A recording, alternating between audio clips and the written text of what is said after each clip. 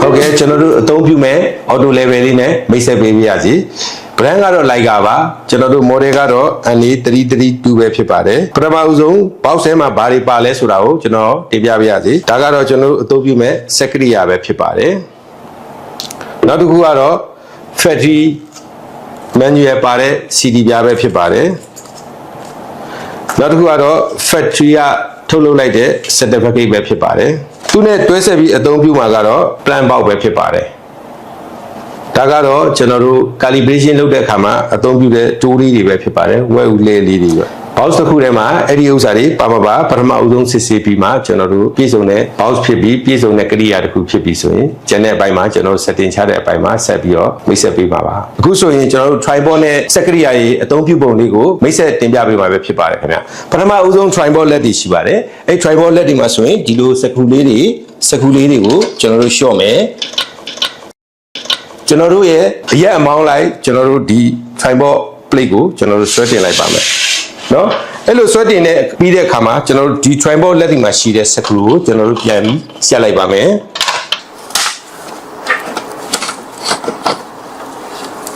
အဲ့ဒီ၃ခုပြီးသွားတဲ့အခါမှာ tripod လက်ကိုကျွန်တော်တို့ခွဲထုတ်ရပါမယ်ခွဲတာလည်းခက်ခဲမရှိပါဘူးခင်ဗျဒီလိုလေးရှေ့နည်းနည်းကိုင်းလိုက်မယ်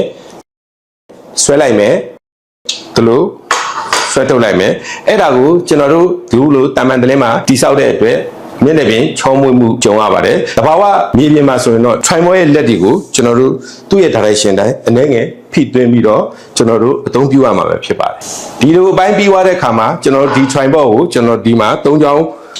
တတိကံပုံထဲမှာကျွန်တော် setting ချလိုက်ပါမယ်setting ချပြီးတဲ့အခါမှာကျွန်တော်တို့ဒီ tripod plate ကိုရေပြင်ကြီးအနေထားရှိမရှိကျွန်တော်တို့ခက်လန်းလန်းနေပြီးတော့အနည်းငယ် check-in ပြုပြီးတော့ကြည်သုံးသပ်ပြမှာဖြစ်ပါတယ်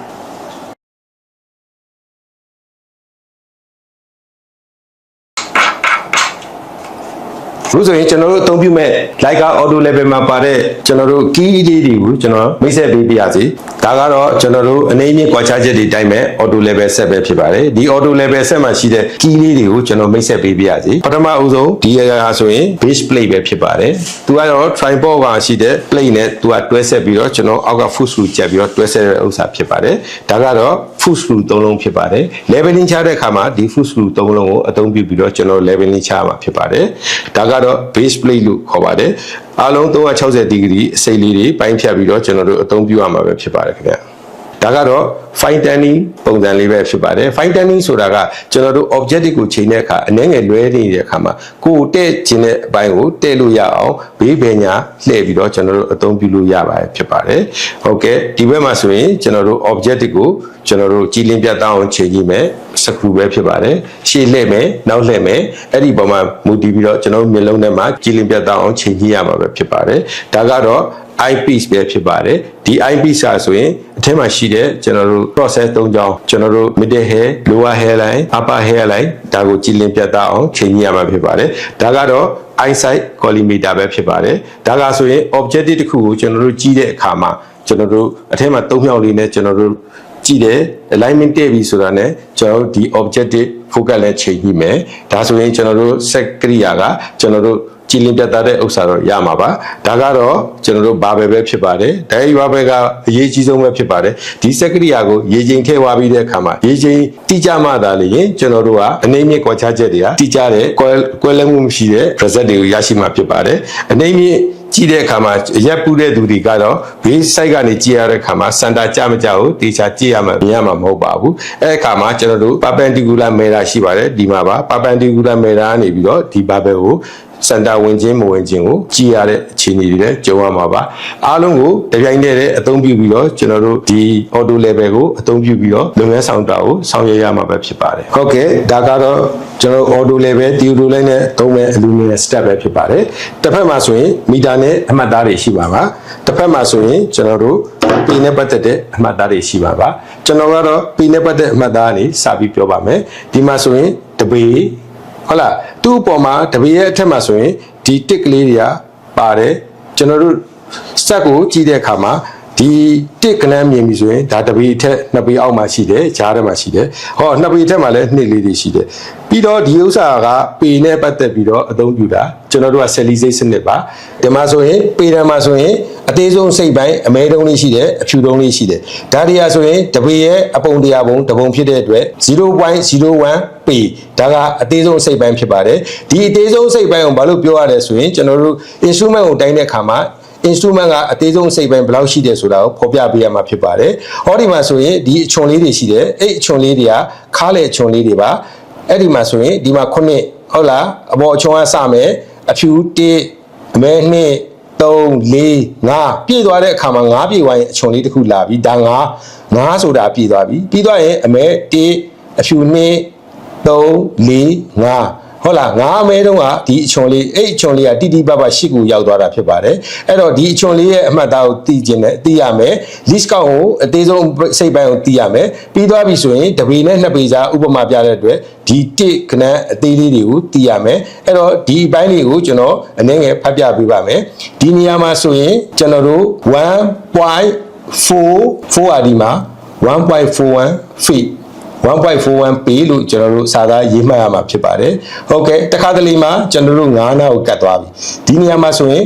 1.49ပေဖြစ်သွားပါတယ်။အားလုံးရမယ်လို့ထင်ပါတယ်။တခါတလေကျတော့ကျွန်တော်တို့ကဒီနှစ်ကနန်းအနီးနာကိုရောက်သွားပြီ။ဒီနေရာမှာဆိုရင်2ပေအတိသို့တော်လည်းဒီနေရာမှာရောက်ရှိတဲ့အတွက်1.99ဖြစ်ပါတယ်။ဟောဒီမှာ9ဒီဖြူတုံးလေးပါမယ်ဆိုရင်ဒီနေရာကကျွန်တော်တို့မြင်ရမယ်ဆိုရင်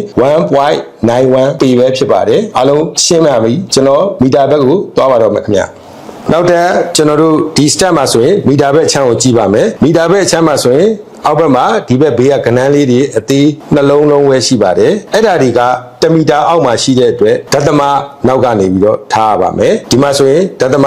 50မီတာပဲဖြစ်တဲ့အတွက်ကဏ္ဍ3လုံးဖိုက်ရမယ်ဆိုတဲ့အတွက်ဒသမ933ထားရပါမယ်ဒီမှာဆိုရင်913ပါဒသမ913ဒီလိုမျိုးဖတ်ရပါမယ်ဒီမှာဆိုလဲအသေးဆုံးစိတ်ပိုင်းကိုကျွန်တော်တို့သိဖို့လိုအပ်ပါတယ်ဟုတ်ကဲ့အသေးဆုံးစိတ်ပိုင်းမှာဆိုရင်သူက1မီတာကို10စိတ်စိတ်ပါတယ်အဲ့10စိတ်ကိုမှဒီလိုတစ်စိတ်ချင်းကြားမှာလဲ10စိတ်ပိုင်းထားပါတယ်1 2 3 4 5 6ခွန်ရှေးကို30အဲ့ဒါတွေမဲလားဆိုတော့မဟုတ်ပါဘူးအဲ့ဒီ10စိတ်ပိုင်းထားတဲ့အပိုင်းမှာဆိုရင်တစ်ဖက်မှာဆိုရင်နှစ်ပိုင်းစီခွဲသွားပါတယ်ဒါကို10စိတ်ပိုင်းနဲ့ဆိုရင်တတုံးက9ရှိပါတယ်အဲ့တော့ကျွန်တော်တို့က1မီတာကိုအပုံ1000ပုံနဲ့9ပုံဆိုတဲ့ဟာကကျွန်တော်တို့ least count ဖြစ်ပါတယ်အဲ့တော့မီတာဘက်မှာဆိုရင် least count တန်ဖို့က 0.005 မီတာပဲဖြစ်ပါတယ်မီလီမီတာအနေနဲ့ပြောမယ်ဆိုရင်5မီလီမီတာပဲဖြစ်ပါတယ်ကျွန်တော်အနည်းငယ်ဖတ်ပြပေးပါမယ်ဒီမှာဆိုရင်အချွန်လေးရှိတယ်ဒါကသူ့ရဲ့ခါးလေအစိပ်ပိုင်း9ကိုရောက်ရှိလာတဲ့အမှတ်အသားပဲဖြစ်ပါတယ်သူကအချွန်လေးတွေမဟုတ်ပါဘူးဒီမှာလည်းအမှတ်အသားအတုံးလေးတွေလည်းပါပါတယ်ဒါတွေကဆိုရင်ကျွန်တော်တို့ auto level theodolite telescope မှာဆိုရင်အသေးချာမြင်ရမယ့်အပိုင်းပဲဖြစ်ပါတယ်ဟုတ်ကဲ့1မီတာအထက်ကိုတက်သွားမယ်ဆိုရင်တော့1မီတာအထက်ကိုတက်သွားမယ်ဆိုရင်တော့ကဏ္ဍ3လုံးဖြစ်ပေါ်လာပါပြီအဲ့အခါမှာကျွန်တော်တို့ဖတ်ချက်ကဖတ်မယ်ဆိုရင် 1.04 1.05 เนาะအဲ့1မီတာအထက်မှာဆိုရင်ကျွန်တော်တို့ဒီလိုအဆက်ကလေးတစ်ခုရှိပါတယ်ဒီ step ကို6ဆက်ထုတ်မယ်ဆိုရင်2မီတာအထက်မှာဆိုရင်20ရှိပြီးတော့3မီတာအထက်မှာဆိုရင်အဆက်ကလေး30ရှိနေပါတယ်ဒါတွေကဘာလဲဆိုတော့ step 6ရဲ့အသေးစိတ်ချစ်လေးတွေကိုကျွန်တော်တို့နားလည်ရမှာပဲဖြစ်ပါတယ်ကျွန်တော်အနည်းငယ်ဖတ်ပြပါမယ်ခင်ဗျဒါဆိုရင်60ကဏ္ဍအနေနဲ့သို့တော့1မီတာအောက်မှာဖြစ်တဲ့အတွက်ဒသမ6-3ညဒီနေရာကဒသမ6-3ညပါဒီနေရာကဒသမ6-3ညပါဟုတ်ကဲ့သူ့ကိုတလုံးထပ်တက်မယ်ဘယ်နဲ့စိတ်လဲ least count က9စိတ်ဖြစ်တဲ့အတွက်ဒသမ6-3ည5ဒီမှာဆိုရင်ဒသမ6-1-3ညဒီနေရာမှာဆိုရင်ဒသမ6-1-5အဲ့ဒီကုလို့ဖတ်ရပါမယ်